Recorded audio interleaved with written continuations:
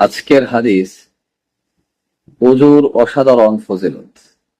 রাসূলুল্লাহ সাল্লাল্লাহু আলাইহি ওয়াসাল্লাম বলেছেন, ইযা তাওয়াজ্জাল আব্দুল মুসলিম খরাজাত খতায়াহু।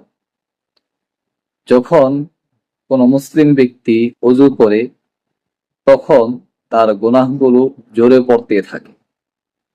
হাদিসটি সহিহ মুসলিমে বর্ণিত হয়েছে, হাদিস নাম্বার 244। হাদিসের বর্ণনাকারী হলেন হযরত উসমান বিন আফফান রাদিয়াল্লাহু তাআলা আনহু।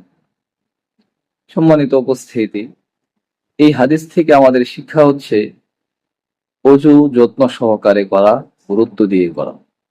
আর ওযু শুধু পবিত্রতাই নয়, বরং গুনাহ ক্ষমা করানোর বড় একটি মাধ্যম। আল্লাহ তাআলা আমাদেরকে যত্ন সহকারে ওযু করার তৌফিক দান করুন। আমিন। আসসালামু আলাইকুম ওয়া রাহমাতুল্লাহি ওয়া বারাকাতুহু।